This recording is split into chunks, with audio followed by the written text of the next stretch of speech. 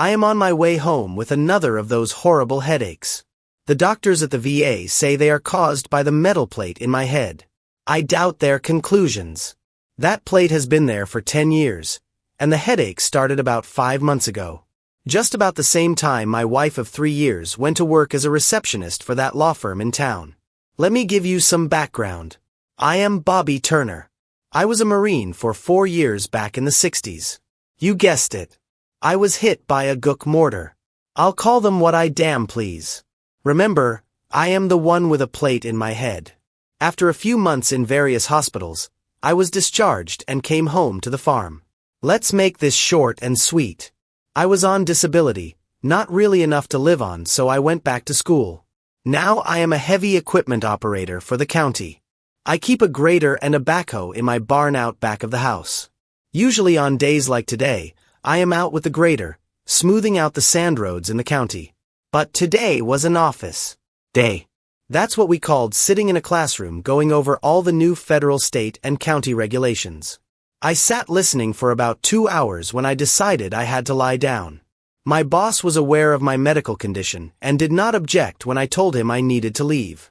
Like I told you before, I do not think these headaches are caused by that plate in my head. There is a disturbance in the force. 6 months ago, my wife decided she wanted to go to work. I objected. Our house and farm were passed down to me when my dad died. With my disability and my job, we had more than enough money, but she insisted and I caved. She found work at a law office as a receptionist. I warned her about the son of the founder of the firm. I knew him from school. He was tall, handsome and rich, of course. But he was a real ladies' man. He dated every good-looking girl in school and always bragged about his conquests. We both played sports, and in the locker room, he walked around naked bragging about his big banana and how no girl could resist it. As the song says, rich kids go to college, poor kids go to war. That's exactly what happened. When I came home, he was a lawyer and I had a plate in my head. Last night, my wife and I had another argument. I want to start a family. She wants to wait. How much longer? She is uncertain. But she keeps looking away when we talk. I know something is wrong. And I think I know what it is. Now let's talk about my wife Sue. I met her 4 years ago. She had gone to work out of high school as a receptionist at a factory. She had boyfriends and was not a virgin. No problem. Neither was I. We dated for over a year before I asked her to marry me. She had grown up in a city 2 counties over and never lived on a farm. But she told me that was a dream of her. Living out in the country, having a horse and tending a garden. She wanted 4 kids.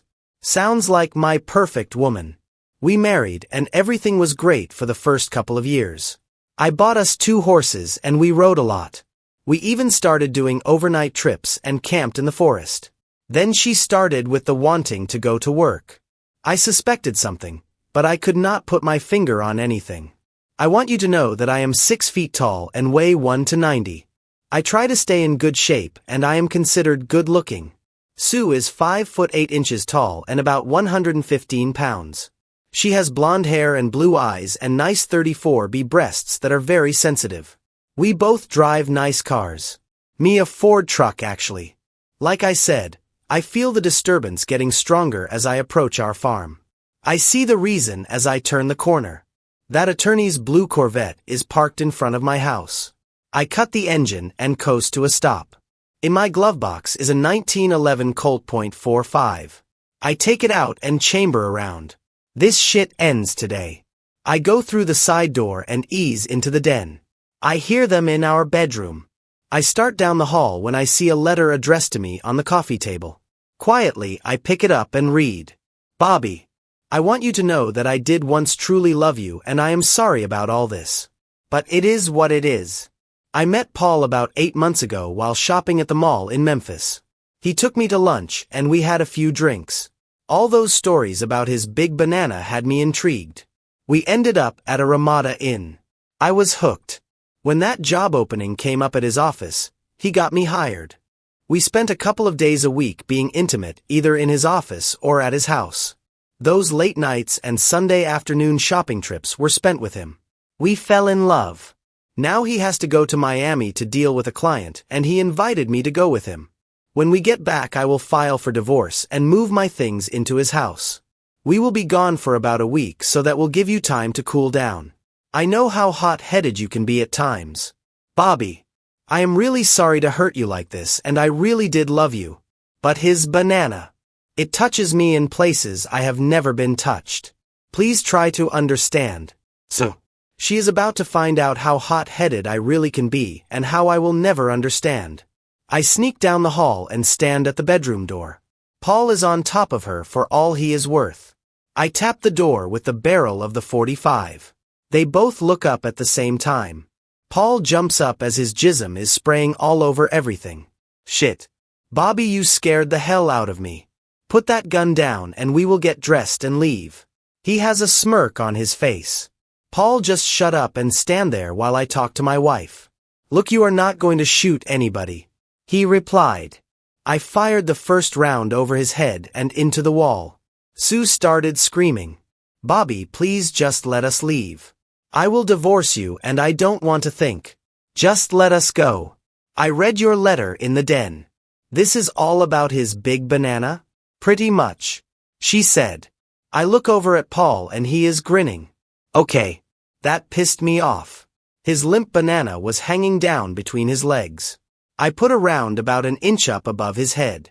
That's when things got really loud. Paul was screaming and grabbing at his banana.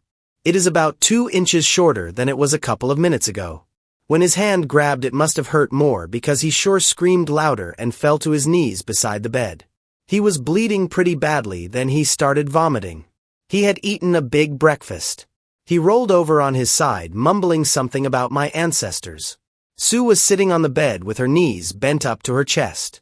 She was looking directly at me when she asked, You read the letter? I replied, Yes. He made me put in that line about his big banana.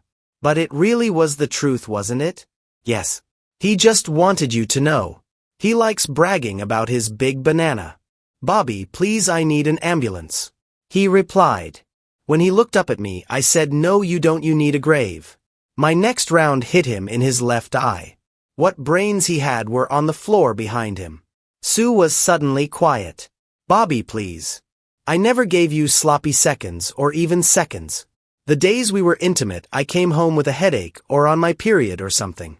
Any excuse I could think of so that you would not find out about us. What's this cheating woman thinking? Maybe that I will forgive her and will live happily ever after? As she smiled, I smiled back at her and said thanks. My next shot hit her in the forehead. I wrapped their bodies in sheets from the bed and carried them out to that Corvette. I put them together as I found them naked in the passenger seat. I found his keys in his pants pocket and drove them out behind the barn. It was out of sight in case anybody drove by. I cleaned up the room and opened the windows. I had to use a can of air freshener to get the smell of vomit out of the air. I stuffed all the paper towels and clothes into a garbage bag and threw them on top of them in the car. Next I went to the barn and started the backhoe. In less than 2 hours everything was buried and covered up. I figured there was no use saying words over them. The devil did not want to hear them. I went back to the house and called the sheriff's office.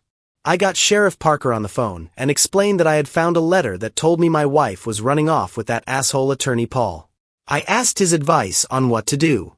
Look, Bobby, call a divorce attorney and get things rolling. When they get back, get them served. It's best to get out in front of things like this. I hung up and called an attorney in the next county. I made an appointment for the next day. I took the letter with me and she made copies. It was in Sue's handwriting, so it was made an exhibit. She would have the papers ready when they returned. I packed everything of Sue's up in plastic garbage bags and set them beside her car in the garage. The next day I was back grading roads in the county. The force was back to normal. Well, you guessed it. They did not return for a week. In 10 days I was getting calls from the law office wanting to know if I had heard from my wife. Then, about 2 weeks later, the sheriff's office sent a detective out to take a statement. I referred him to my attorney. I showed him all of Sue's crap sitting by her car waiting for her. I never heard from him again. It was about a month later that the feds came by one night after I had gotten off work. They had some interesting questions. Do you know a Jose Gonzalez? No, should I? I replied. How about a Manuel Gonzalez? Him either. What is this all about? I replied. The client Paul was on the way to see in Miami was Jose, who is Manuel's father. Paul had represented him in a drug trafficking case last year and had committed an error during the trial. He asked a question he did not know the answer to, and it opened a can of worms for his client. Manuel. He was found guilty and sentenced to 50 years in federal prison.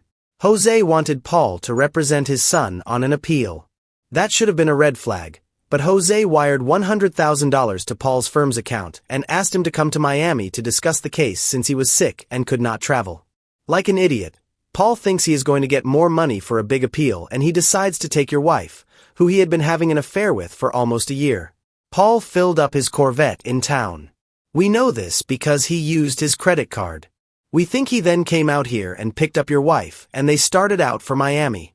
We cannot find another gas receipt, so the Colombians must have got to them before they stopped for gas or to eat. That's what we figure anyway. What does this Jose have to say about it? I inquired. Nothing. He went into a hospital about a week after they disappeared, and he died 6 days later. We never got to question him on the matter. Well, I guess that means I can get rid of all her shit. I have it in garbage bags in the garage. You are welcome to look through it if you want, I answered. That will not be necessary. We would like a copy of that letter she left just for our files. No problem. I found them a copy of the letter, and they left. That was over 30 years ago, and I have not felt a disturbance in the force since the day I buried Sue and Paul under what is now my hog pen. And that's the end of today's story. If you enjoyed it, please give this video a thumbs up and drop a comment below. Your support helps the algorithm push my content further. If you're new to the channel, don't forget to hit that subscribe button. It really helps me keep creating more stories for you. Thanks for watching, and I'll see you in the next one.